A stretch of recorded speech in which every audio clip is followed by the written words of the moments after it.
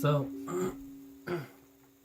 this is part 6 of my testimony, and I left off where I was starting to live this really destructive life, and I moved someone into my apartment, and we're turning tricks and everything like that. And there's a lot of stuff inside of that bracket of time that I mentioned in my last video that I didn't really want to talk about and everything. And I'm still gonna left a lot unsaid because for those of you that may understand where a lot of I'm coming from, or maybe you have the similar testimony, or maybe you just don't want to hear that. You know what I mean? Like, let's get to the good part, and we will. The only reason I'm documenting all this is because I want people to be able to understand that they can come to Jesus no matter what they've done, and I've done a lot. So I kicked this person out of my apartment, and kind of like maliciously, like behind their back, and yeah,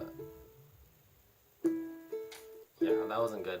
And so, but it was a good thing because I got her out of my apartment. But then, so I was still like, I had no job at this point. I had already quit my job that I was doing, making really good paycheck with, and I feel really bad because I actually like, I just quit, like, no call, no show. Like, that was just not good on my part, you know. And if I could go back and fix that, I would, but I can't. And see, there's a lot of stuff in your path of destruction that you just won't. You no longer have a hand in it. Your hand was there, but it's no longer in it. You can't do a lot to like go back and like say. You can say sorry. You cannot fix it. You know. And so, anyways, I just pray for those people all the time. Like, you'll hear me say that all the time because I really do pray for them. And not like in a pity way, but more like their well-being, and you know, that they find Jesus because he's the ultimate restorer of everything. And I know that one day I'll be able to tell these people face to face all the things that I have been left unsaid. So anyways, as I said, I was turning tricks in my apartment and with no job except for the money that I was getting, and I was eating like really unhealthfully. And there was one person that I had turned a trick with before in the past, like way in the past, like we're talking high school prom, right? And I met this person again, and I kind of felt like I knew that I was gonna do that, and so this person, we ended up doing drugs together. And so I had been told or been aware of like the certain drugs that had caused my family sorrow. But instead of like learning from that, what do you think I did? I did the drugs.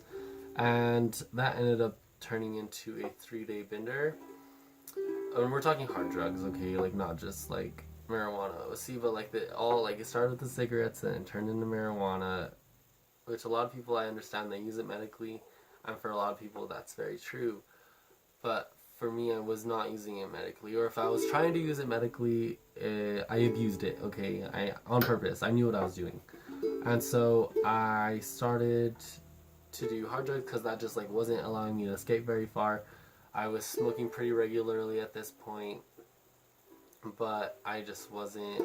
I was trying to fill like this gap, and the thing about it is like I knew how to fix this. I knew how to fix it the whole time, and I didn't.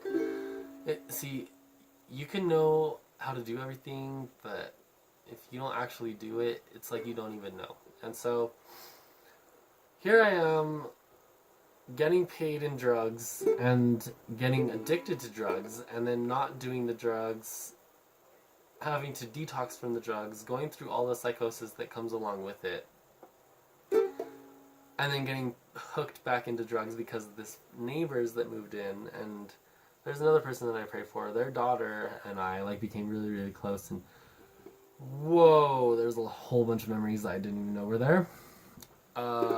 Yeah, we started like we did drugs like together but apart. You know what I mean? So like I had a friend that I moved into my apartment. He was homeless, but we were like best friends. Like I thought he had my best interest in mind, and he didn't. But he really did protect me from a lot of stuff, and he showed me a lot of the ropes of drugs, which is like I'm thankful for, but I'm not thankful for. It's weird, and so, drugs, terrible. Don't do them, please. Just don't do them, please. A lot of heartache and sorrow. Just insert heartache and sorrow right here. Just heartache and sorrow.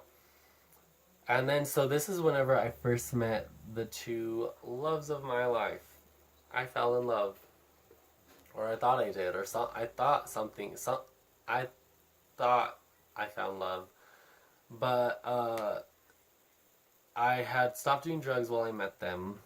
See, this was a married couple, and I decided that I was just gonna be their third, and they were both okay with that. And see, the thing is like I did fall in love with these two people, but it just didn't work. I had people that were praying for me. I had people that wanted to see me do well in life. I had people that knew that the life I was leading was not good. And mind you, at this point, I had little to no contact with my mom and dad.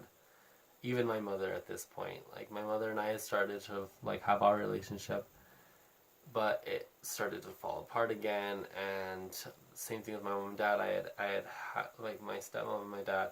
I had this lasting relationship with to a point, and then I started like just cutting them off. You know what I mean? And I remember admitting to them I'd never gone to college. I remember admitting to them I no longer had a job. I think I remember admitting to them I did a lot of drugs. Like stupid stuff. Like I would go and pay back the dealer, and he would just hand me more drugs. And I stayed up for 2 weeks. That's 2 weeks of my life of sleep I will never get back. Ever. In my whole life. Just gone. Gone. Gone.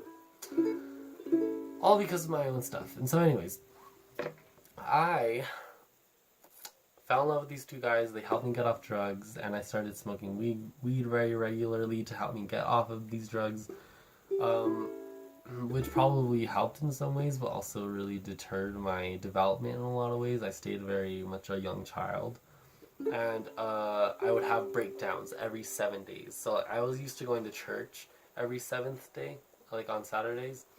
So every single Friday night and Saturday, I would just have this giant breakdown where I'd break up with them, I would hate them and everything, and they would have to like calm me down. I remember one time we were watching like a videos, or like they were watching like Comedy Central or something silly, and the comedian started talking about, or like just gesturing and like having a fun time with like being molested as a child, and I was very emotionally incompetent, and a lot of that stuff I had pushed aside and started to like try and fill it with other things, or like fix it in other ways. And so I had a complete breakdown at that moment. I had just breakdowns, just insert breakdowns here. Just like so many breakdowns. One right after the other. Breakdown, breakdown, breakdown, breakdown, breakdown, breakdown, breakdown. But I never was able to like come up after that. And so I actually have like a bunch of scars here, because at that point like I didn't know what to do with my life, and so I cut myself very viciously after drinking so much alcohol that you would not believe, which I started to get really big into. I started drinking a lot. Yeah, all before 21. Like I don't remember turning 19 years old.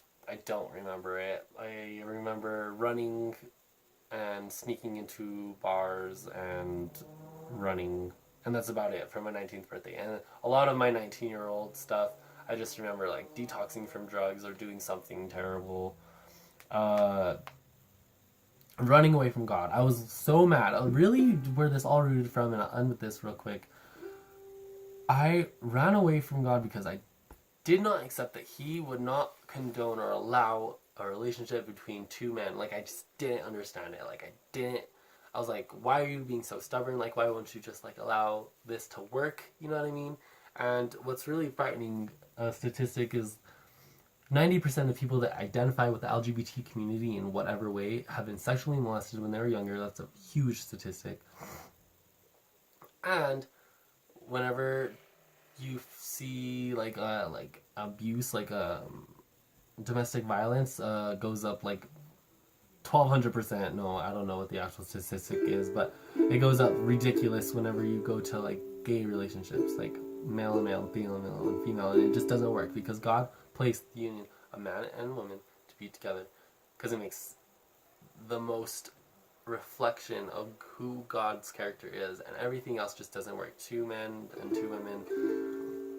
I'm sure there's science in there because God is very scientific. I'm sure there's math involved. I'm sure there's some reason why it just doesn't work, but it just doesn't work. Like, I tried it in every single way. Like, I tried to fall in love the right way. I tried putting marriage as my ideal relationship. I tried marrying two people. I tried everything. I tried literally everything, and it just didn't work. Maybe that's just my experience, but I know for a fact that having a female and male relationship is the way to go. But yes, we will continue in part 7.